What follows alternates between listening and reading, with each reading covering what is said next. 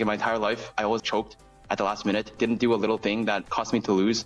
But I mean, in TFT, it's like the first time I've ever actually performed under pressure, so it feels nice. In past tournaments, I always struggled with getting very emotional over everything, the big and little things. Hey TFT players, ever felt a wall between you and that next rank?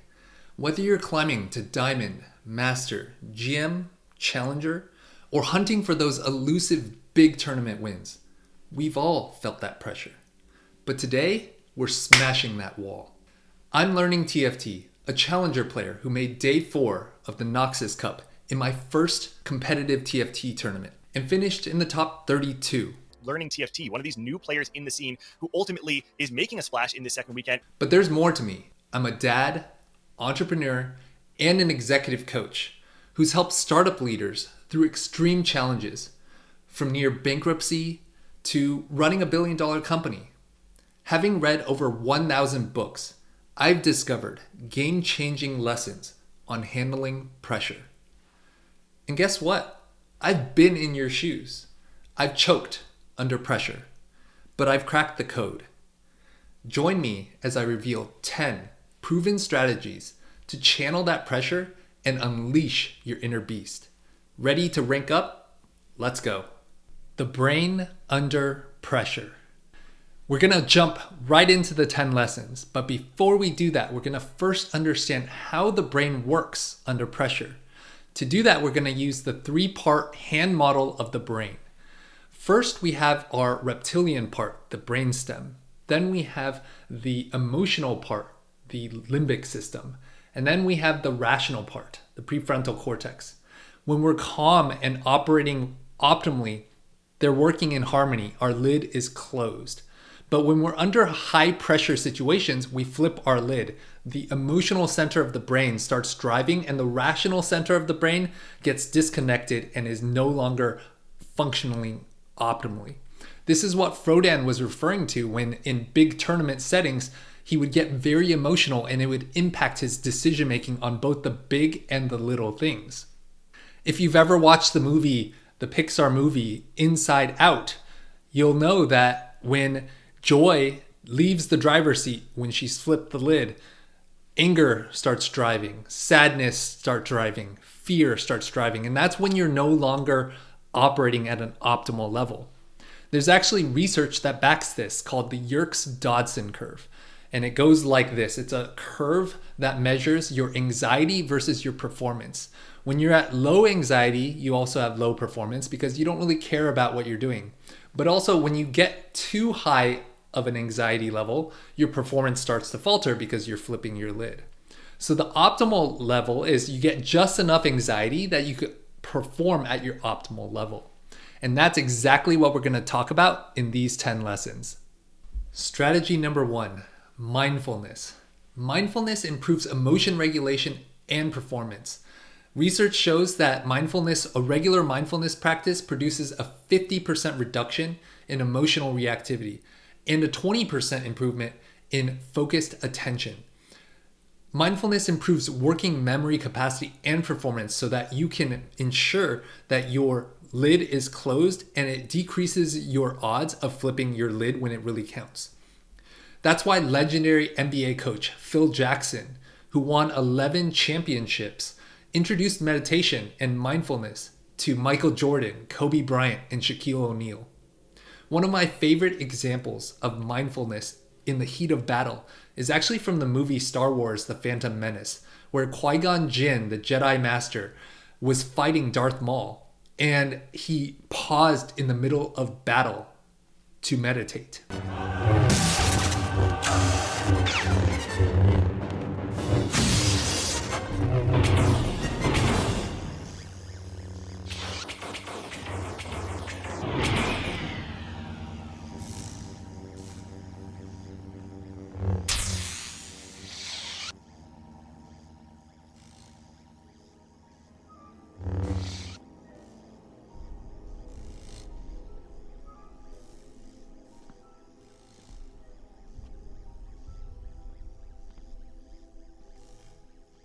In the Noxus Cup, I meditated regularly, especially in the week leading up to the tournament event. And I even meditated in between games. And this really helped me make sure that I could close my lid and decrease the odds that I would flip my lid when the pressure really mounted. Strategy number 2, sleep. Sleep improves emotion regulation, learning, and creativity. Research shows that when you don't get enough sleep, you have 60% more emotion reactivity, which basically means you're 60% more likely to flip your lid. In addition, when you don't get enough sleep, you have 40% less memory retention. On the other hand, when you do get enough sleep, your creativity levels double. The recommended optimal amount of sleep is 7 to 9 hours of sleep a night. But if you're world chess champion Magnus Carlsen, he claimed that he slept up to 16 hours before big chess tournaments in order to perform optimally. So when I was preparing for the Noxus Cup, I was regularly trying to get 8+ hours of sleep in the week leading up to the event. And on the night before, I was targeting 9 hours of sleep. Strategy 3, diet. Eating well improves working memory and learning. Some examples of good foods to eat are vegetables, nuts, berries, fish, and whole grains. These all improve your working memory and allow your brain to perform more optimally. On the other hand, there's research that shows that drinking alcohol can produce a 50% reduction in your ability to learn, and it significantly harms your sleep and therefore causes you to become much more emotionally reactive and possibly flip your lid more. Strategy number 4, exercise. There's a wealth of research that shows that physical fitness improves mental fitness and emotional regulation. So again, exercise helps you regulate your brain so that you can close that lid when it really counts. The optimal level of exercise recommended by researchers is to exercise 6 days a week for 45 to 60 minutes at a time. This is why world chess champion Magnus Carlsen exercised 1 hour a day to improve his mental fitness, especially in preparation for long and strenuous chess tournaments. This is also directly applicable to major TFT tournaments. Having played in the Noxus Cup, my first tournament, it can be very mentally tiring. You're playing 6 games in a single day, and by the time you're at your 5th or 6th game, and you're right on the bubble of when it counts to be able to qualify for the next day, that's when you need that extra bit of advantage compared to the rest of the competitors. And if you're just running low on mental steam and energy, you're not going to be able to perform at your best. And so that's when all of that exercise really pays off. Strategy number 5, practice. As the Stoic philosopher Seneca said, luck is what happens when preparation meets opportunity. So what does that look like in my own TFT practice process? Well, the first thing is to recognize that practice doesn't mean just playing a ton. Practice means you're very deliberate about the time that you are playing with an explicit goal in mind, which is that you are focused on learning something every single time you play, which is different than if you're just playing for fun and you're on repeat without learning anything in the process. So one key approach to practice that I'm a huge believer in, because part of my career is I'm an executive coach for startup founders. I also coach my son's basketball and baseball teams, is coaching. I started coaching with TFT about a year ago. I've worked with Aniko, I've worked with Dish Soap one time, and with Appies more recently. And when I first started coaching, I was a master's level player, capped out. I couldn't really climb past 0 LP in masters. And slowly over time, I climbed to challenger and played in my first TFT tournament. And so coaching is really valuable because it's like being able to drive a car with a rear view mirror, side rear view mirror, where you can see into your blind spots. When you're just playing on your own, sometimes it can be just really hard to be able to see the mistakes that you're making, but having a third party view of it really provides you with the ability to get feedback on what you're doing. Another way that I practice is to VOD review pros, VOD review my own games, see what mistakes I made, see what lines that other players would take that I wouldn't have normally taken myself. I've also taken a spreadsheeting approach. I'm a huge believer in analytics. As you can see from this video, I'm very big on science, research, numbers to back the statements that you are making so that you know what you're trying to do will hopefully work with a high probability.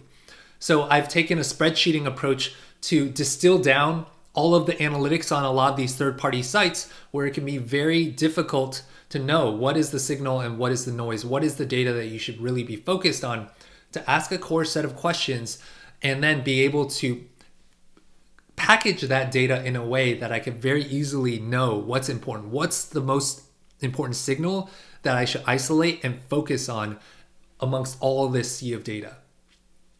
So all of that practice has helped me get to the point where I could hit Challenger, where I could qualify for the Noxus Cup and perform well. Strategy number 6, believe. The American industrialist Henry Ford said, "Whether you think you can or whether you think you can't, you're right." So if you've put in all of that hard work, you've practiced, you've put in all of the preparation as far as sleeping well, meditating, exercising, eating well, once it comes to game time, you have to believe that you can actually perform. If you don't believe that you can, then you won't. And that was the power behind President Barack Obama's presidential campaign, the Yes We Can campaign. When you believe you can do something, that unlocks this power within yourself to be able to actually perform. It also reminds me of when I was running my venture-funded startup, where my advisor, the CEO of Guitar Hero, told me, always keep your eyes on the road. Don't focus excessively on the obstacles that are coming across your path. Focus on the path forward. And when you focus on the way that you're going to perform and how you're going to perform, and you're not so focused on all of the million infinite things that can stand in your way, that allows you to have a higher confidence and ability to believe in yourself, which will ultimately give you a much higher probability of actually performing at a high level. Strategy number 7, visualize.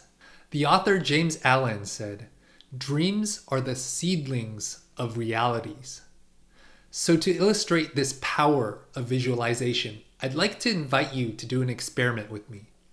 So first you're going to start off by sticking your arm right in front of you and then twist behind you as far as you can go.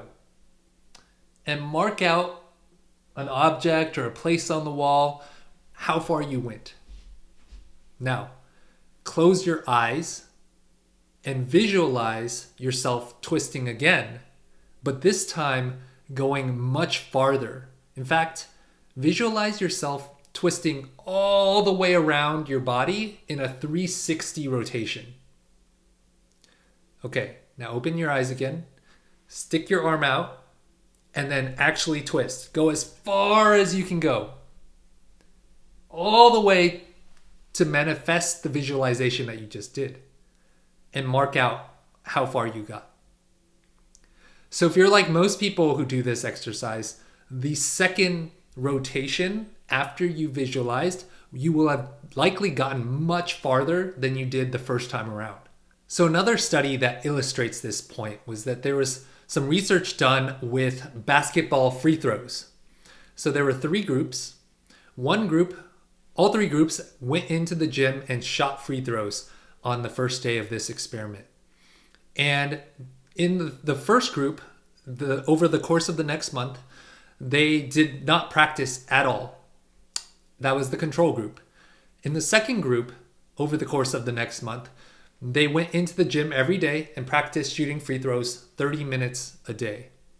And then in the third group, this group didn't practice, but what they did do was for 30 minutes a day, they would solely visualize taking free throw shots in their minds without actually touching a basketball. And then at the end of the 30 days, all 3 groups went back into the gym and took free throws, and they measured what was the difference in their performance as far as their free throw shooting rates across that month. And what they found was that the first group had no improvements. Not much of a surprise. The second group, the group that practiced shooting 30 minutes a day, they showed a 24% improvement over the course of that month.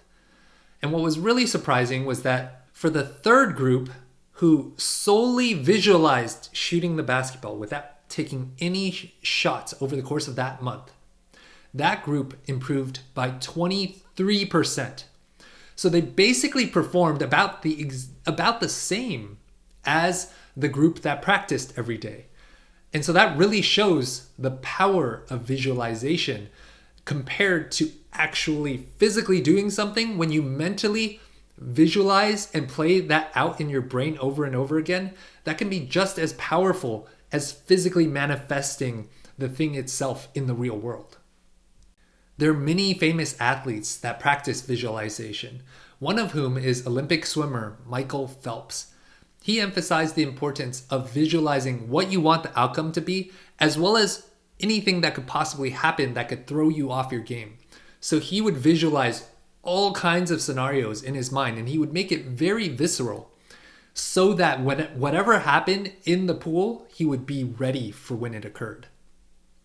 One of my favorite movie examples of visualization is from the Pixar movie Cars.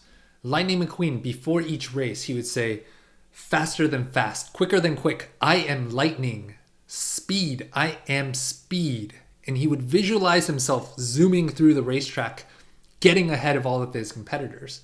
And again, this is that same visualization practice in place to almost like trick your mind that the thing that you want to occur has already occurred in your mind so that you will be prepared when game time comes.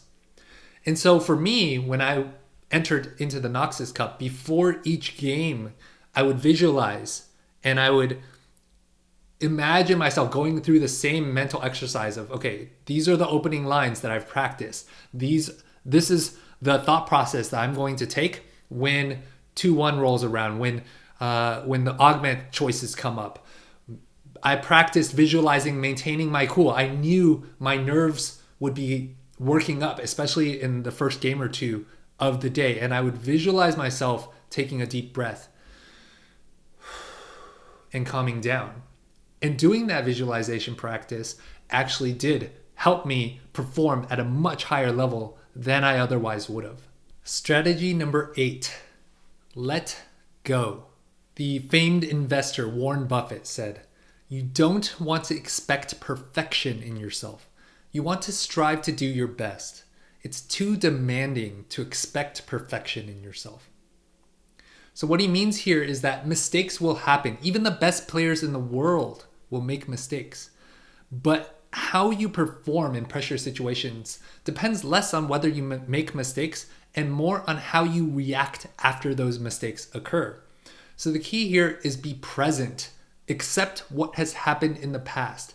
The past is a sunk cost. You can't change it. And if your mind keeps focusing on the past, then your mind's not focused on the present where you have control over current outcomes.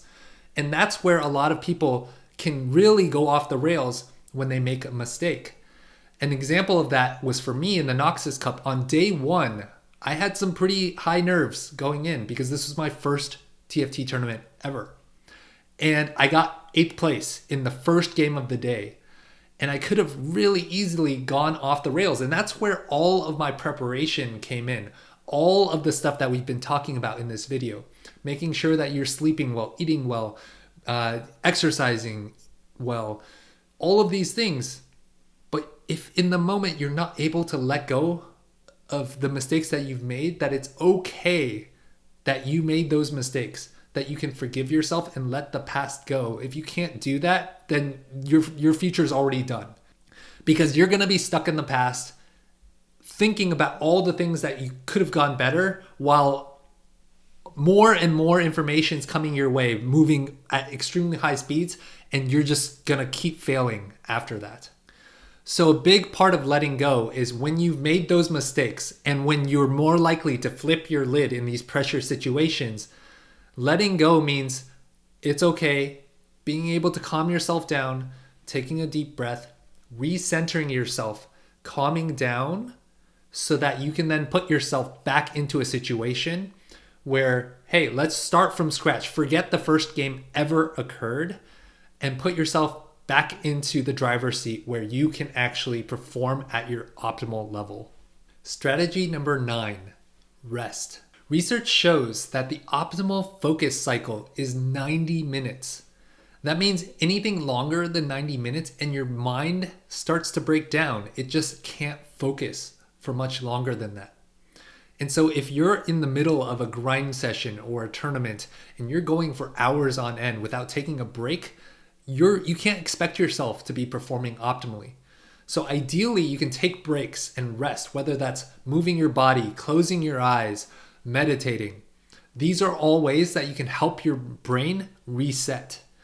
So for the Noxus Cup, in between games, especially towards the end of the day, you're playing 6 games a day, I'm getting really tired and it's hard to maintain that level of focus across like 6 hours.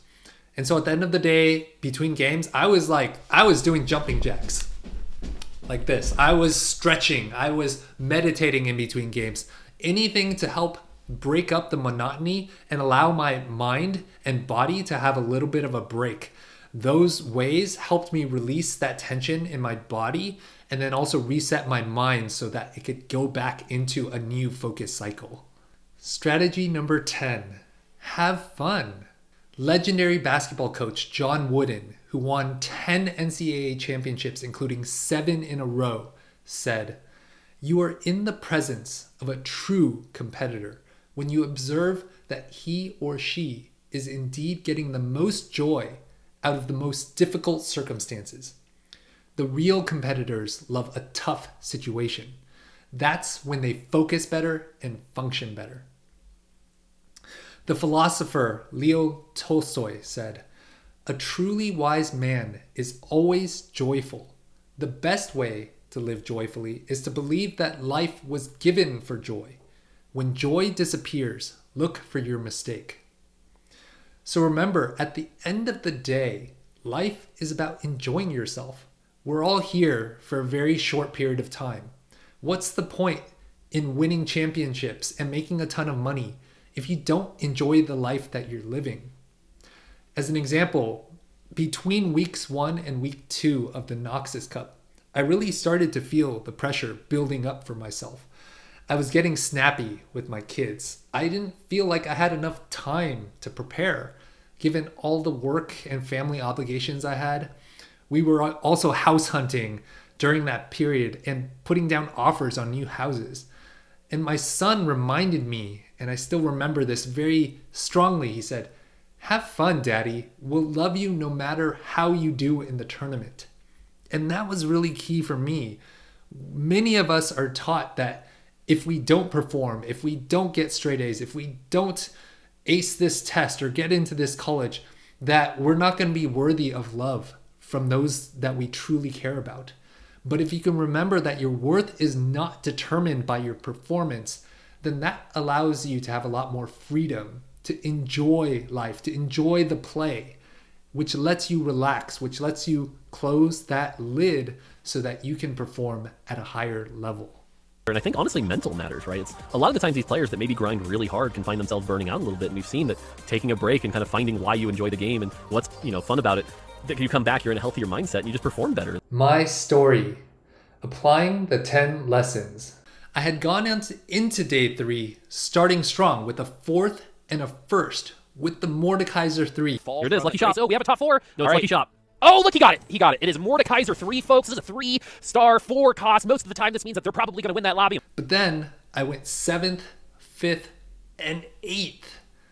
I needed a 1st in the 6th and final game of the day to make it to day 4. But I was in a lobby with Dish Soap and Goobums, both who were recent rank 1 players. Anything other than a 1st and I'd be out. I knew I had prepared well. I did the mindfulness. I slept well. I ate well, I exercised, and I practiced a ton. But I still had to believe that it was possible, even if the odds were slim, even if I was playing against Dish Soap and Goobums, among other elite players in the lobby. One of the benefits of going 8th is that I had extra time between the 5th and the 6th game of the day. I got to rest. So what I did was I meditated for 15 minutes. I then visualized myself at the start of the next game, going through my routine and process, staying calm and focused. I learned to let go of that 8th place. My kids had actually drawn me art that said good luck. And I remembered my son reminding me to have fun and that they loved me regardless of what happened in that last game. So that set the stage for this 8 Sork game where I hit RE2 against Goobums, which was the pinnacle of my Noxus Cup experience. I finished first, made it to day 4, and I still remember screaming, "I'm a beast!" over and over. My kids ran over and I picked them both up, yelling, "I'm a beast!" We were all so overwhelmed with excitement and joy. I had exceeded my wildest imagination in making it to day 4 in my first tournament ever, and I proved that I could perform under pressure like a beast. If you can practice these 10 strategies and make them habits in your life, you can also learn to perform under pressure like a beast too.